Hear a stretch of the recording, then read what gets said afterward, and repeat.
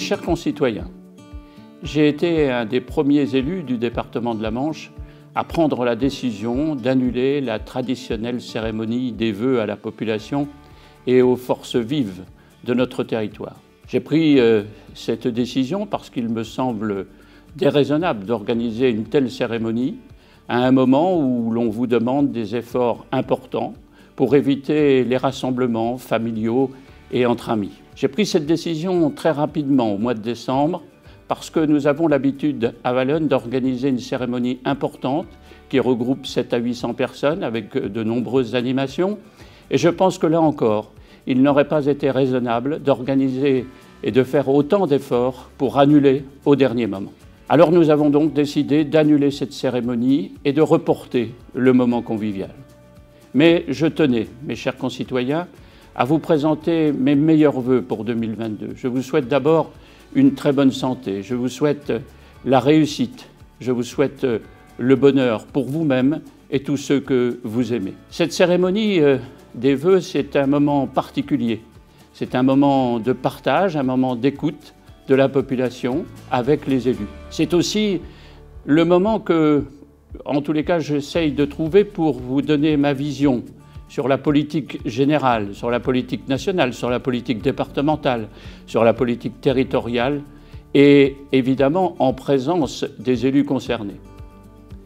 C'est aussi un moment pour évoquer les réalisations de l'année précédente. C'est aussi le moment d'aborder les projets à court et à moyen terme et parfois même avec une vision beaucoup plus lointaine. Nous abordons une année charnière pour notre démocratie nationale et je pense qu'il est important à ce moment que les élus de terrain puissent exprimer leurs attentes et leurs besoins auprès des candidats à la présidence de la République. Nous devons absolument tirer les enseignements de la période que nous venons de vivre. S'il est bien une leçon que le président de la République doit tirer de cette période et avec lui l'ensemble des candidats à sa succession, c'est bien le rôle essentiel qu'ont joué à la fois les maires et les conseils municipaux pour protéger notre population. Dans la distribution des masques, dans l'organisation des tests de dépistage, dans l'organisation, la mise en œuvre des centres de vaccination, mais aussi de tous les protocoles sanitaires que nous avons dû mener, en particulier sur le monde scolaire. Ce que je souhaite pour ma part, c'est une vraie décentralisation et une autonomie financière pour nos collectivités. C'est le propos que j'ai tenu à Monsieur le secrétaire d'État en charge de la ruralité auprès de Madame la ministre de la Cohésion des Territoires et des Relations avec les collectivités territoriales. Monsieur Joël Giraud, d'ailleurs, a été très attentif à cette requête lors de sa visite au mois de juillet à Valognes. Nous avons échangé librement sur les difficultés rencontrées par les collectivités. Nous avons abordé notre contribution au plan de relance voulu par le gouvernement et qui consiste à poursuivre notre programme d'investissement à un rythme soutenu sur notre territoire. En 2021, nous avons réalisé des travaux importants sur la voirie et pas uniquement au cœur de ville. Nous avons aménagé la rue du Grand Saint-Lin et procédé à la réfection de plusieurs voies comme la chasse de la Rivière, le chemin du Haut-Catelet, également au hameau de la Lande de Beaumont ou au sentier pédestre. Des travaux ont été réalisés sur les bâtiments communaux, la couverture de l'église d'Allaume qui a été restaurée. Nous avons poursuivi le programme de rénovation des logements de la brigade motorisée. Le jeu pour enfants que nous avons réalisé dans le parc des Cordeliers connaît, lui, un franc succès. Évidemment, je ne peux pas évoquer l'année 2021 sans parler de l'ouverture du pôle de santé libérale ambulatoire qui va contribuer, je le sais, à l'évolution de la réponse de santé sur notre territoire. Et je suis également très heureux de voir que la construction du centre aquatique a débuté en fin d'année après bien des péripéties. Ces deux dossiers, qui sont portés par la communauté d'agglomération, sont des projets majeurs pour notre ville. L'année 2021, c'est aussi la semaine fédérale de cyclotourisme, qui a été un franc succès avec des retombées économiques fortes.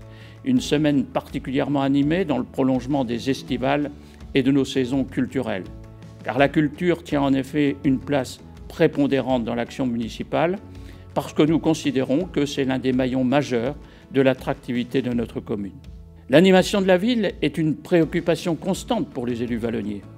Des installations sportives de qualité, une offre scolaire innovante, comme nous l'avons d'ailleurs démontré cette année avec l'orchestre à l'école. Une ville sans cesse en mouvement.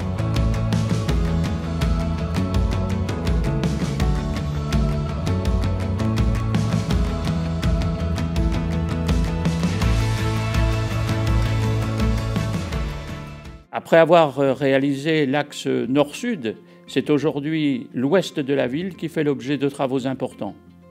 L'aménagement de l'entrée de la route de Bricbec, qui va prochainement accueillir un groupe scolaire à proximité du centre aquatique, ainsi que le centre de secours, et également une zone d'habitat.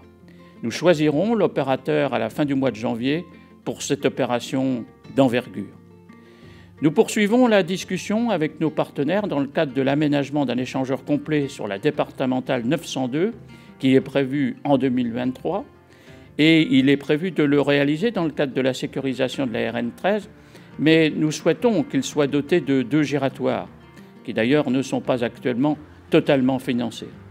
C'est un sujet majeur pour le développement du Cotentin, pour la sécurité des usagers à la sortie de la bretelle de la RN 13 sur Yvetot-Bocage, et c'est également essentiel pour le centre aquatique et bien évidemment le centre de secours.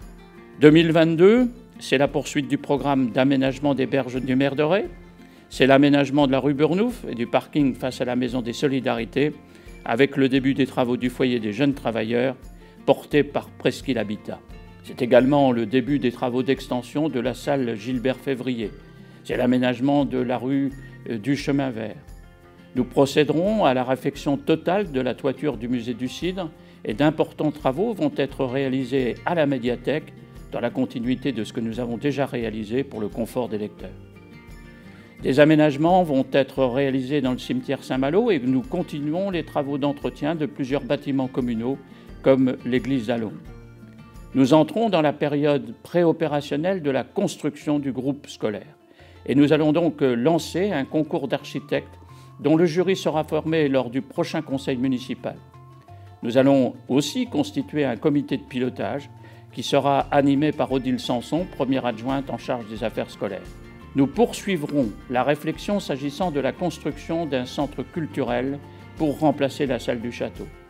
Cette réflexion sera menée avec l'agglomération du Cotentin et bien sûr avec les services de l'État. C'est un projet d'envergure qui aura un impact majeur sur la dynamique de notre ville. Je veux engager cette réalisation avant la fin du mandat et je souhaite que cette année nous permette de communiquer plus largement sur ce projet. À plus longue échéance, nous envisageons une requalification de la friche industrielle du site historique de la laiterie Valco. Une concertation d'ailleurs est d'ores et déjà engagée avec les maîtres laitiers du Cotentin, propriétaires du lieu. Une telle opération nécessite cependant que l'évitement de Valognes pour les véhicules lourds soit réalisé par le conseil départemental de la Manche. Vous le voyez, mes chers concitoyens, nos projets sont nombreux pour Valognes. Notre volonté d'entreprendre est intacte. Nous ne ménagerons pas nos efforts parce que nous voulons être les acteurs de l'avenir de notre ville. Je vous souhaite à toutes et à tous une bonne année 2022.